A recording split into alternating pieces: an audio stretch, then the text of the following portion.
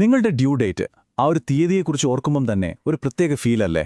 ഒരു ആകാംക്ഷ, ചെറിയൊരു ടെൻഷൻ, ഒത്തിരി സന്തോഷം. സത്യത്തിൽ ഇതൊരു വെറും ഊഹമല്ല. അതിന് പിന്നിൽ കൃത്യമായൊരു കണക്കുണ്ട്. അപ്പോൾ ആ ഡേറ്റ് എങ്ങനെയാണ് കണ്ടുപിടിക്കുന്നത്? എന്തുകൊണ്ടാണത് ചിലപ്പോൾ മാറുന്നത്? ഏറ്റവും പ്രധാനമായി നിങ്ങൾ എന്താണ് ശരിക്കും മനസ്സിലാക്കേണ്ടത്? വരൂ, നമുക്കിതിന്റെ പിന്നിലെ കാര്യങ്ങൾ വളരെ ലളിതമായൊന്ന് മനസ്സിലാക്കാം. ഈ നമ്പർ കണ്ടോ? വെറും 5%. ഗർഭകാലവുമായി ഇതിന് എന്ത് ബന്ധമായിരിക്കും, അല്ലേ? ഒന്നാലോചിച്ച് നോക്കൂ. കാരണം ഈ ചെറിയൊരു സംഖ്യയാണ് നമ്മൾ ആദ്യം തന്നെ മനസ്സിലാക്കേണ്ട ഏറ്റവും വലിയൊരു സത്യം. അപ്പോൾ ആ 5%ന്റെ രഹസ്യം ഇതാണ്: കൃത്യം ഡ്യൂ ഡേറ്റിൽ ജനിക്കുന്നത് അത്രയും കുഞ്ഞുങ്ങൾ മാത്രമാണ്. അതുകൊണ്ട് നമ്മൾ ആദ്യം തന്നെ മനസ്സിനെ പഠിപ്പിക്കേണ്ട ഒരു കാര്യമുണ്ട്. നിങ്ങളുടെ EDD, അതായത് എസ്റ്റിമേറ്റഡ് ഡേറ്റ് ഓഫ് ഡെലിവറി, അതൊരു ഡെഡ്ലൈൻ അല്ല, അതൊരു ഡെസ്റ്റിനേഷൻ വിൻഡോ ആണ്. അതായത് പ്രസവം നടക്കാൻ സാധ്യതയുള്ള ഒരു പ്രത്യേക കാലയളവ്. അപ്പോൾ ശരിക്കും എന്താണ് ഈ 5%ന്റെ സത്യം? നമ്മുടെ ലക്ഷ്യം കാലണ്ടറിലെ ആ ഒരൊറ്റ ദിവസമല്ല, മറിച്ച് 37നും 40നും ഇടയിലുള്ള ആഴ്ചകളിലെ സുരക്ഷിതമായൊരു സമയപരിധിയാണ്. ആ ഒരു യാത്രയെക്കുറിച്ചാണ് നമ്മൾ ആദ്യം സംസാരിക്കാൻ പോകുന്നത്. ശരി, അപ്പം നമുക്ക് കാര്യത്തിലേക്ക് കടക്കാം. ഡോക്ടർമാർ എങ്ങനെയാണ് നിങ്ങളുടെ ഡ്യൂ ഡേറ്റ് കണ്ടുപിടിക്കുന്നതെന്ന് നോക്കിയാലോ? അതിനെ ആദ്യത്തെ സ്റ്റെപ്പ് തുടങ്ങുന്നത് തന്നെ വളരെ സിമ്പിളായൊരു ചോദ്യത്തിൽ നിന്നാണ്. ഈ ഒരു ചോദ്യം, ഇതാണ് എല്ലാത്തിൻ്റെയും തുടക്കം. നിങ്ങളുടെ ഡ്യൂ ഡേറ്റ് എന്ന ആ വലിയ യാത്ര സ്റ്റാർട്ട് ചെയ്യുന്നത് ഇവിടെ നിന്നാണ്. അതുകൊണ്ടാണ് ഓരോ തവണ കാണുമ്പോഴും ഡോക്ടർമാർ ഈ തീയതി വീണ്ടും വീണ്ടും ഉറപ്പിക്കാൻ ശ്രമിക്കുന്നത്. ഈ പേപ്പറിൽ ചെയ്യുന്ന കണക്കുകൂട്ടലിന് ഒരു പേരുണ്ട് കേട്ടോ: നേഗൽസ് റൂൾ. സംഭവം സിമ്പിളാണ്. ഗർഭധാരണം നടന്ന ആ ഒരു നിമിഷം നമുക്ക് കൃത്യമായി കണ്ടെത്താൻ പറ്റില്ലല്ലോ. അതുകൊണ്ട് ഡോക്ടർമാർ നിങ്ങളുടെ അവസാനത്തെ മാസമുറയുടെ ആദ്യ ദിവസം ഒരു സ്റ്റാർട്ടിംഗ് പോയിന്റായി എടുക്കുന്നു. ഇതെങ്ങനെയാ വർക്ക് ചെയ്യുന്നതെന്നറിയോ? വളരെ എളുപ്പമാണ്. നിങ്ങളുടെ ലാസ്റ്റ് പീരീഡിന്റെ ആദ്യത്തെ ദിവസം എടുക്കുക, അതിനോട് 7 ദിവസം കൂട്ടുക, എന്നിട്ട് കിട്ടുന്ന തീയതിയിൽ നിന്ന് 3 മാസം പുറകോട്ട് എണ്ണുക. അത്രയുള്ളൂ. അതാണ് നിങ്ങളുടെ ആദ്യത്തെ ഡ്യൂ ഡേറ്റ്. പക്ഷേ ഇവിടെ ഒരു പക്ഷേയുണ്ട്. ഇതൊരു തുടക്കം മാത്രമാണ്. ഈ കണക്ക് പെർഫെക്റ്റ് 28 ദിവസത്തെ സൈക്കിളുള്ളവർക്കേ മിക്കവാറും കറക്റ്റ് ആവുള്ളൂ. അപ്പോൾ നിങ്ങൾക്ക് ക്രമം തെറ്റിയ സൈക്കിളുകളാണെങ്കിൽ ഈ കണക്കത്ര കൃത്യമാവണമെന്നില്ല. അവിടെയാണ് നമുക്ക് അടുത്ത ഘട്ടത്തിലേക്ക് പോകേണ്ടി വരുന്നത്. അപ്പോൾ പിന്നെ എന്തു ചെയ്യും? അവിടെയാണ് നമ്മുടെ അടുത്ത ഹീറോ വരുന്നത്. കൂടുതൽ കൃത്യമായ സയന്റിഫിക്കായ ഒരു വഴി. അതാണ് അൾട്രാസൗണ്ട് സ്കാൻ. ഇവിടെ നോക്കൂ, ഈയൊരു താരതമ്യം കണ്ടില്ലേ?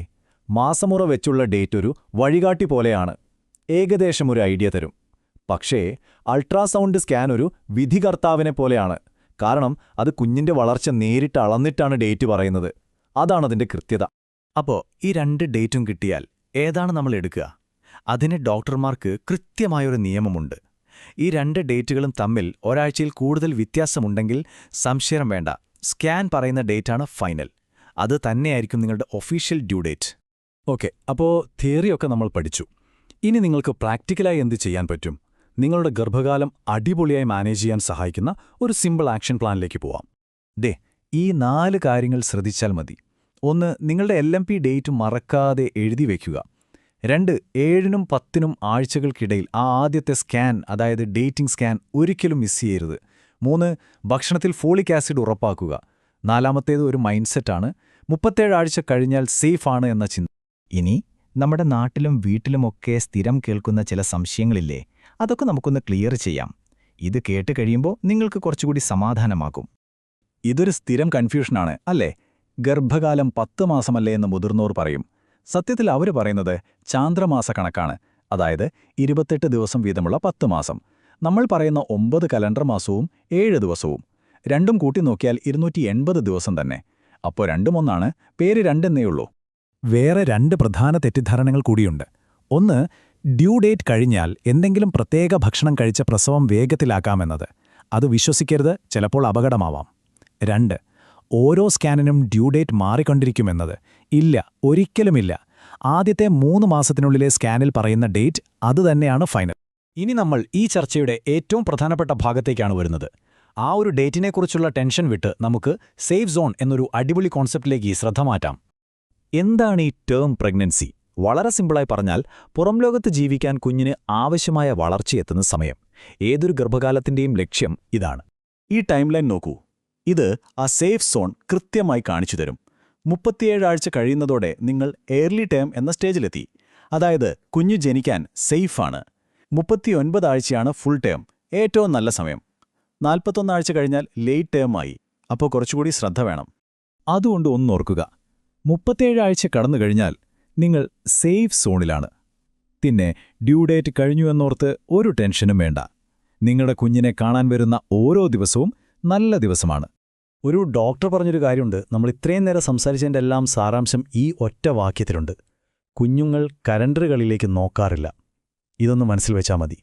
അപ്പോൾ അവസാനം നമ്മൾ എത്തിച്ചേരുന്ന പ്രധാന പോയിന്റ് ഇതാണ്: നമ്മുടെ ചിന്താഗതിയൊന്ന് മാറ്റിയാലോ? എന്റെ ഡ്യൂ ഡേറ്റ് എന്നാണ് എന്ന് ടെൻഷനടിച്ച് ചോദിക്കുന്നതിന് പകരം ഞാൻ സേഫ് സോണിലാണോ എന്ന് ആത്മവിശ്വാസത്തോടെ ചോദിച്ചു തുടങ്ങാം. ഈ ഒരു ചെറിയ മാറ്റം മതി നിങ്ങളുടെ ഗർഭകാലത്തെക്കുറിച്ചുള്ള ഒരുപാട് പേടികൾ മാറാൻ.